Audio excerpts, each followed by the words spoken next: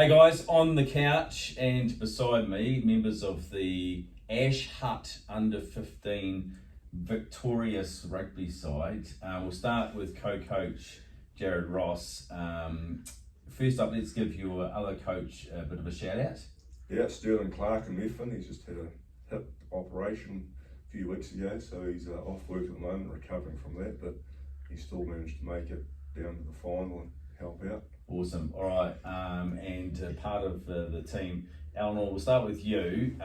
What was a highlight for the season? I guess it's winning the final, but apart from that, what would you say was a highlight for you? Probably like our team's like all big, like another family. So like one of the girls was like upset about something, and everyone was all there for her, and we're like all really tight. So it was like a highlight, I guess. Chloe, what about you?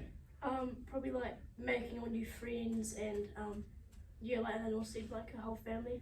Okay, Polly? Yeah, probably what Chloe said, like, you know, I've actually, in my opinion, like, I've never felt so close to, like, rugby teammates and stuff, like how I'm close to these guys. Awesome, all right.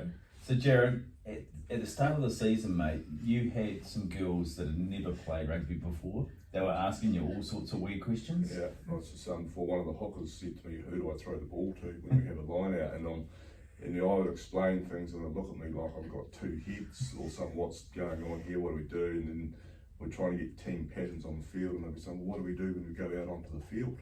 And try and explain that. So we just got to go with it. And to see from the start of that season to that final last week, the patterns of play we managed to put in and stuff like that was just so joyous for me as a coach. Yeah, so you dropped a couple of games during the season, but you kind of didn't, when you didn't have your strongest team on the paddock, and you were feeling pretty quietly confident going into the final? Yeah, quietly confident. We were the massive underdogs against Craighead, and I think they thought they were going to do a job on us. I hammered to the girls all year about that we will be good enough, but will we be fit enough?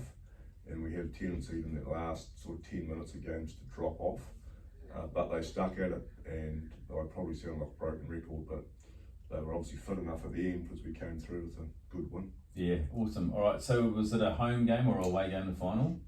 No, it was played in Pleasant Point, which was quite neutral ground, but I Okay. guess it's so they had to travel a wee bit. So we took a bus down, and Mark Cook was great at Pearson's coach lines to give us a bus, and we met the Mifflin girls, and we all went down, which I think sort of bonded us on the way down as well, which was really, really cool to do that. And we got down there and did it. It was pretty nerve-wracking because they just came back, and that's when I thought, this is what we've done. We're just going to go off the boil, but they just stuck at it, and I was just so proud. Yeah.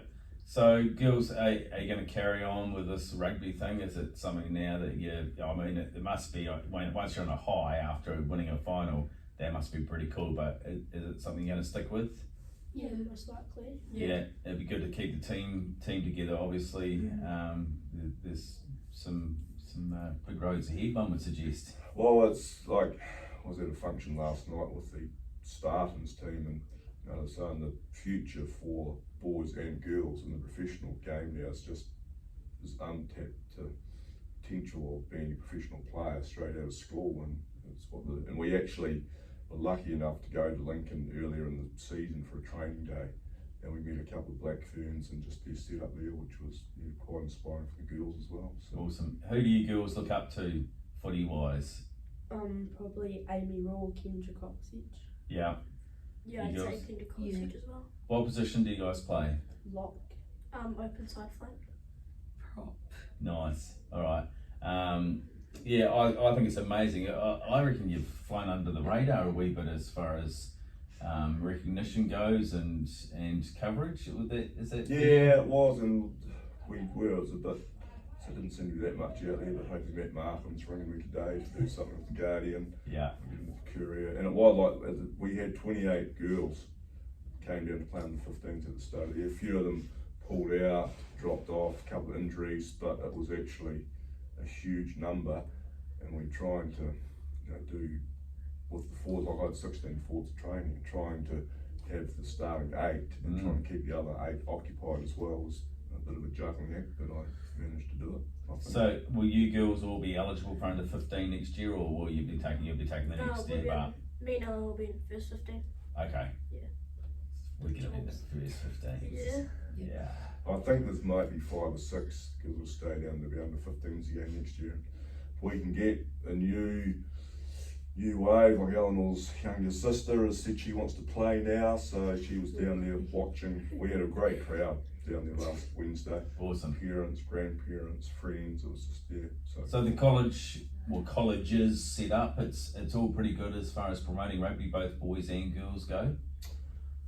Oh, I guess so, and that's Darren and Gray did a pretty good job with getting everyone organised and stuff like that at the college. But we obviously trained at Hampstead, which was pretty cool. So it's a big shout out to them for letting us use their ground, and we've got our prize giving in their club rooms next Wednesday night. So. Awesome. All right. Anybody else we need to shout out to, mate? Have you got some sponsors or anything like that we need to shout out to, or? Oh no, I think. Joe's Garage. Oh yeah, Joe's Garage. They're huge. Yeah, they're our #1 sponsor. Yeah. So we get down there and try and support them as much as we can. Good stuff. Cool. All right. Look forward to following the progress next year. Seeing you girls in the first 15 sounds like it's a given. Yeah. Good stuff. All right. And it's great to hear that you're getting 28 girls rock up at the start of the season, mate. That's encouraging for the future of girls rugby, eh? Very much so. And I think it's the Black Ferns, what they did last year, what they've done, and the Farrah Palmer Cup competition that they're on TV all the time. So these girls, can sit and watch, and that's what we said. Just go and watch what girls in your position do, and you get a bit of an idea. So yeah, it doesn't happen without guys like you putting your hand up, though, mate. So well done. Oh, look, I've really enjoyed it, and I was a bit sort of been coached for a long time, but it was just so rewarding. Yep. To do it. Good stuff. Good work.